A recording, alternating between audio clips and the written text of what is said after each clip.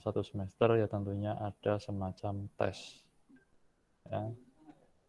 Tes itu berfungsi untuk mengukur sejauh mana kalau di sini ya proyek yang sudah kita buat. Kalau di sini mengukur sejauh mana persentase atau intensitas interaksi antara manusia dan komputer sejauh mana. Jadi intinya sering dipakai enggak ini sistem informasinya, sering dipakai tidak aplikasinya, sering dipakai enggak sistemnya. Nah, itu dites, itu ya. Jadi nanti dari situ bisa diketahui apakah alat ini itu atau ya aplikasi ya intinya ya yang kita produk yang kita buat itu apakah mendapatkan hasil yang bagus atau kurang bagus atau cukup atau bahkan jelek ya. Yang kita jauhi ya jelek, minimal cukup lah. Cukup itu kan masih ada pengembangan, direvisi, tapi kalau udah jelek berarti harus ganti itu dari awal. Nah, tujuannya apa? Yaitu untuk menemukan apa yang salah dengan produk atau aplikasi kamu, aplikasi kalian maksudnya ya. Jadi kita itu posisi saat ini kita itu engineer ya, masih engineer, kemudian orang mitra atau apa yang sekarang menjadi tren itu ada di user. Nah, research itu ada di usability testing, jadi dia meriset. Bisa saja suatu saat kalian jadi researcher ini bisa aja ya, periset ya. Dengan cara yaitu tadi melihat tren yang terjadi saat ini, apa sih yang dibutuhkan di sistem informasi saat ini, apa sih yang dibutuhkan di dunia kampus untuk pembelajaran pada saat pandemi seperti ini. Nah, itu adalah pekerjaan dari UX researcher. Ya. Kalau kita kan membuat saja dengan kemarin-kemarin itu mengobservasi, kemudian membuat metodologi sampai membuat codingnya untuk kemudian nanti digunakan oleh user. Kemudian sebenarnya ada definisi banyak ya dari usability testing ini, yang tapi intinya sih sama, yaitu untuk menguji sebuah produk dengan cara mengamati pengguna nyata seiring mereka melakukan berbagai tugas yang sudah kamu siapkan. Jadi ini tuh semacam kita menyebar kuesioner, itu bisa ya, kuesioner, dan mereka suruh gunakan tuh aplikasi itu. Nyaman nggak nih? Terus kekurangannya di mana? Nah, seperti itu. Tujuannya itu, jadi diuji. Jadi sebelum produk kita itu benar-benar digunakan, harus diuji dulu. Nah, tentu saja yang menguji ya orang yang berkecimpung di bidang itu. Kalau kalian membuatkan apa namanya sistem informasi untuk travel agent misalkan, atau pelayanan transportasi ya, semacam Traveloka gitu ya, yang kalian harus kasih usability testing ya orang-orang yang berkecimpung di bidang itu, mungkin perhotelan atau bisnis transportasi kan gitu ya. Ya maksudnya disesuaikan di uji produknya itu, jangan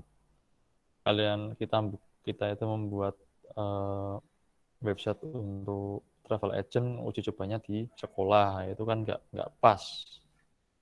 Jadi kalau diuji ya mereka bingung, ini apa ini saya, nah nanti hasilnya jelek. Maksudnya itu di testing sesuai dengan bidang yang sudah kalian buatkan sistem informasinya.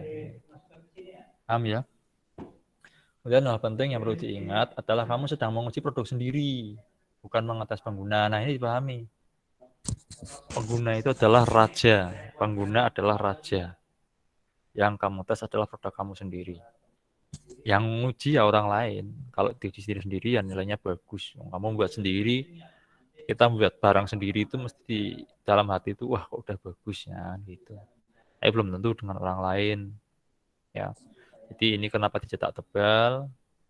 Jadi Anda itu sedang menguji produk sendiri, bukan mengetes pengguna.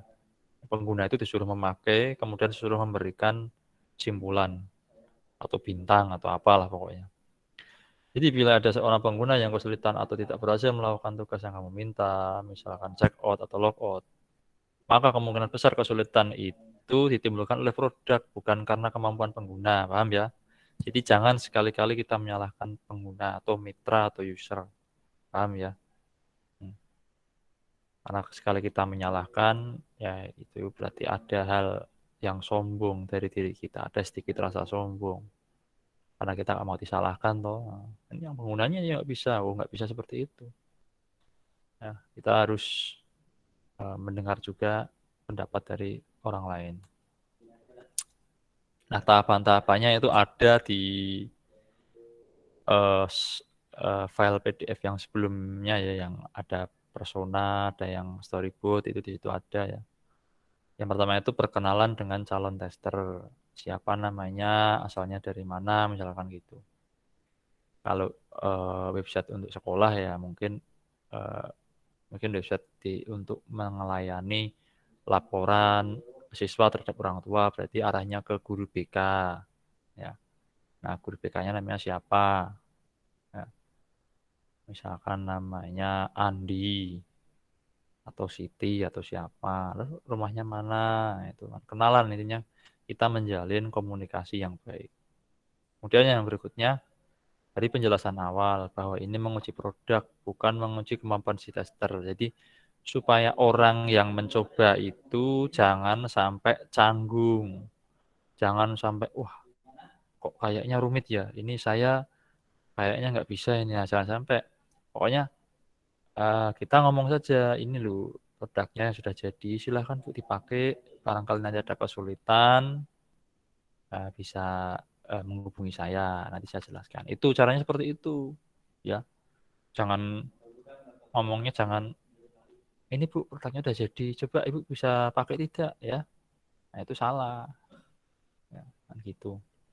Kemudian bisa juga dijelaskan ada semacam surat pernyataan sebagai tester ya. Ini kalau kita pakainya kuesioner, misalkan kalian kok males males baca, males menjelaskan, pakai itu bisa pakai apa? Kertas angket itu sih, tapi di situ ditulis lengkap langkah-langkahnya bagaimana, jangan kertas kosong ya atau hanya kotak-kotak aja ada pertanyaan singkat ya, jangan seperti itu. Tapi ada semacam penjelasan bagaimana langkah penggunaan produk ini, kemudian nilainya bagaimana, kelemahannya apa, terus bisa juga ditambahkan mungkin eh, saran dari testernya ya, dari penggunanya. Kemudian yang berikutnya itu berikan tugas atau task. Misalkan ditunjukkan suatu tampilan web belanja online, ini kayak e-commerce berarti ya, kayak Tokopedia, kayak Blibli yang gitu-gitu.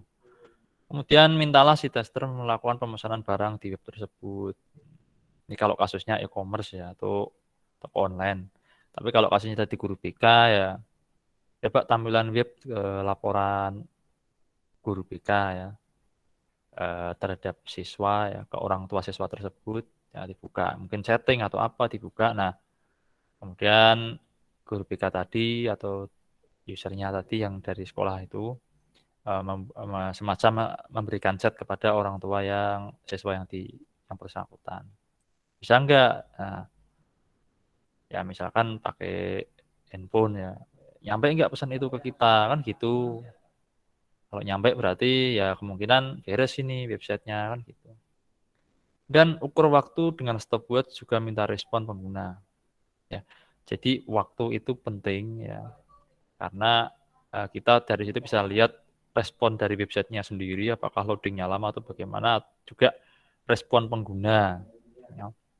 Nah, karena mungkin di dalam eh, sekolah itu ada guru-guru yang melek teknologi, ada yang mungkin sudah eh, apa istilahnya sudah sepuh ya untuk mempelajari teknologi, jadi mungkin nggak bisa, makanya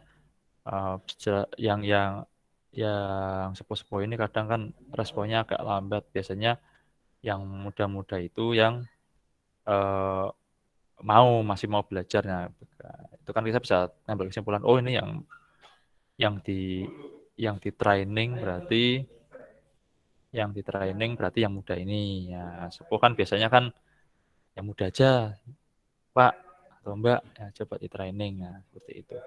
Jangan sampai kita memberikan training kepada orang yang responnya lama, ya. Padahal siswa itu kan jumlahnya banyak, ratusan bahkan ribuan. Nanti kalau slow respon, ya numpuk terus, justru nanti sistem ini tidak sesuai menurut orang yang tadi slow respon itu, bukan tidak sesuai kepada semua guru, tidak. Nah, ini ada semacam surat pernyataan, contoh aja ini ya, bahwa ada nama, nomor KTP, alamat, menyatakan bahwa saya setuju untuk mengikuti semua proses usability testing prototype yang dilakukan oleh nama perusahaan. Adapun saya juga mengetahui dan menyetujui adanya perekaman hasil dari usability testing prototype yang dilakukan oleh bla bla bla, dibaca sendiri ini pokoknya ya. Jadi ini tuh formalitas saja. Kata-katanya mau kalian rubah sesuai dengan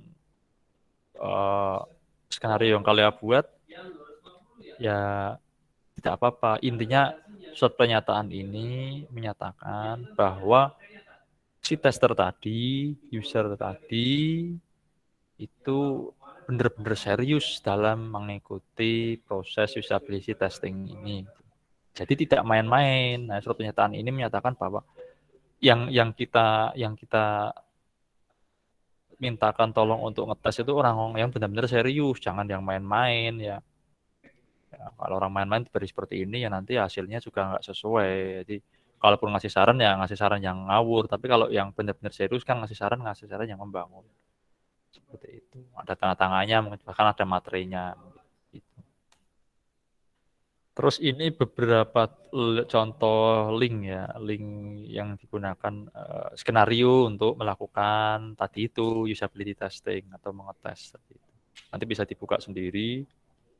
Ya, ada banyak sebenarnya, ini saya hanya mengambilkan salah satu contoh saja. Ya, kalau banyak-banyak nanti nggak cukup slide-nya. Nah, ini hasilnya. Contoh ya. Bagian ini menjelaskan hasil yang didapatkan dalam usability testing di kelas ini. Misalkan user A, ini masih yang berkaitan dengan tadi ya, pemesanan di toko online ya. Berhasil menyelesaikan pembelian. Ternyata hanya dalam waktu 3 menit dia selesai. User sangat fasih sekali dan tidak mengalami kesalahan sama sekali. Komentarnya, website terlalu lama, pengguna merasa menghabiskan 5% waktu hanya untuk menunggu page dimuat. Nah, ini koreksi ini harus jadi bagaimana nanti kalau website ini akan digunakan di bandwidth yang lambat. Nah, harus itu lagi. Ya, mungkin agak disederhanakan, jangan banyak gambar ya. Coding yang sama jangan sampai tampil ya. Jangan kita mengulang-ulang coding yang sama ya untuk halaman yang berbeda. Itu nanti akan tambah lemot lagi. Nah, gitu. Kemudian yang B, berhasil dia 12 menit sendiri. 2 kali menekan tombol pesanan saya sehingga harus mengulang alurnya kembali. Pengguna tidak mengerti harus kemana setelah menekan tombol beli karena ada beberapa tombol lainnya yang dengan label yang mirip seperti bayar sekarang dan check out instan. Nah, berarti di sini apa? Tombolnya jangan sama. Ya, tombolnya jangan sama. Jadi mungkin warnanya agak dibedakan antara check out, delete, ya ini gitu kan. Kemudian login itu kan biasanya hijau, kalau logout biasanya merah kan gitu, ada simbolnya juga. Login biasanya panah ke kanan, kalau logout biasanya tanda apa? Bulat, terus tengahnya ada kayak orang apa? Tombol off pada TV itu kan. Nah, itu biasanya kan logout ini. Dan yang ketiga, ternyata dia tidak bisa menyelesaikan pembelian 4 menit 15 detik. Ini kayaknya orangnya nggak ada komen, ini kayaknya ya bisa aja ini lagi malas ngisi. Menghabiskan 15 detik untuk mencari tombol pesan sekarang. Dan kemudian menekan tombol pesanan saya sehingga harus mengulanginya kembali. Percobaan kedua user berhasil menyelesaikan. Ini belum selesai, jadi dari 3 orang itu belum selesai 1. Nggak apa-apa. bukan produk kita nggak bagus, tidak, tapi memang harus ada beberapa yang harus menjadi perhatian untuk direvisi. Kemudian target tingkat penyelesaian 90%. Tingkat penyelesaian yang sebenar targetnya 90%. Berarti kalau 90% itu misalkan kita 10 orang ya, 10 orang yang dites itu berarti 9 yang bisa harusnya. Nah, kemudian kok hasilnya kok 66. Nah, berarti masih kurang dari ekspektasi ya. Target waktu penyelesaiannya juga mundur 10 menit, waktu penyelesaiannya sebenarnya 6 menit. Ya, mungkin bisa dinaikkan lah besok-besok biar 75% gitu. Terus ini yang 10 menit bisa diturunkan supaya ya 7 menit lah atau 7,5 gitu aja ya. Nah, sekarang diklasifikasi. Yang kritis itu, yang kritis penting minor itu maksudnya itu permasalahannya itu ada yang berat atau kritis yang harus segera diselesaikan, ada yang penting tapi masih belum prioritas, ada yang minor. Minor ini kalaupun nggak dirubah ya nggak apa-apa, nggak direvisi nggak apa-apa. Yang kritis ini harus. Ya. Kemudian di sini contohnya tombol pesan sekarang memiliki logika yang salah ketika pengguna sudah login dan memiliki alamat. Ini membuat pengguna yang sudah memiliki akun dan mengisi alamat sebelumnya menjadi kebingungan dan berpotensi tinggi untuk tidak dapat menyelesaikan pemesanan. Nah, ini hanya tombol aja yang harus dirubah. Kemudian ada lagi tombol beli dan instant checkout membuat banyak pengguna menekan tombol back karena mereka tidak terlalu mengerti apa yang menjadi perbedaan dari keduanya. Baru setelah melakukan kesalahan dan menekan tombol back, mereka mengerti apa yang dimaksudkan. Ya. Nah, ini berarti tombolnya jangan hanya diberi simbol ya, tapi diberi nama. Ya kalau bisa kita mau dipakai di mana, kalau hanya untuk sekolah ya pakai bahasa Indonesia saja lah, jangan pakai bahasa Inggris. Tapi kalau kayak toko online, travel agent ya sediakan juga bahasa Inggris nggak masalah. Terus yang minor ini warna tombol beli menjadi sedikit atau tidak jelas ketika smartphone telah memasuki night mode.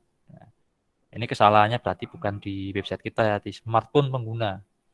Ini terjadi ketika pengguna menggunakan smartphone iOS dan menekan night mode. Ya. Tuh. Jadi permasalahan tuh intinya tetap harus diklasifikasi ya. Karena apa? Karena untuk prioritas, mana sih yang lebih dahulu kita revisi, mana sih yang lebih dulu harus kita perbaiki ya. Jadi tidak semua dianggap kita menuliskan permasalahan misalkan ada 10 tapi kita nggak bingung sendiri ini yang mau diselesaikan yang mana. Nah, itu nanti akan lama, justru malah membingungkan. Nah, kan gitu. Catatan lain ya, pengguna mengatakan bahwa dengan menampilkan warna baju yang dibeli sebelumnya ketika check out, membantu dirinya menilai apakah sepatu yang sedang dibeli akan cocok atau tidak. Jadi kadang pengguna itu nggak semuanya mengkritik ya, ada yang dia malah memberi saran bukan kritik ya. Ya, jadi banyak banyak. Ya nanti kalau proyek kalian selesai silahkan di testing aja, di testing ke pengguna. Nanti kalian tahu sendiri. Ya, 10 orang lah minimal 10 orang, jangan sedikit ya 10 orang, nanti target 7 orang seneng nih, nah itu udah bagus. Oke, gitu aja, sampai sini aja ditanyakan tidak untuk usability testing. Slide-nya bisa kalian download di e-learning ya. Nah, silahkan kalau ada yang tanyakan.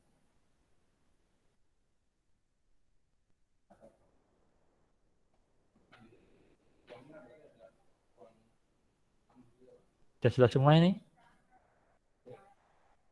Halo? Halo? Iya, Pak. Ada yang ditanyakan tidak ini? Tidak ada, Pak. Tidak ada. Yang lain? Ada? Barangkali ada. Nah, nanti UASnya itu nggak jauh-jauh dari ini. Kemarin tuh kayak persona, itu requirement itu nggak jauh dari itu. Silahkan dipelajari dan nanti banyak studi kasusnya juga. Ya, kalau tidak ada yang tidak eh, tidak ada yang tanyakan lagi ya, saya pesen ya, nanti silahkan. Ini Kurtul A ini ada apa ini mengangkat tangannya? Ada apa, Vicky? Iya Pak, mau bertanya Pak. Oh iya, silahkan. Apa? Untuk tugas yang di e-learning itu gimana Pak? Di e-learning yang mana? Oh, yang tadi dah. Yang saya share Yang itu. storyboard. Oh, itu kerjakan saja. Kerjakan saja. Kan itu waktunya sampai nanti malam kayaknya tuh. Dibuat aja yang sederhana. Jangan terlalu bagus-bagus lah. Dan contohnya juga sederhana itu. Itu ya. Ada lagi?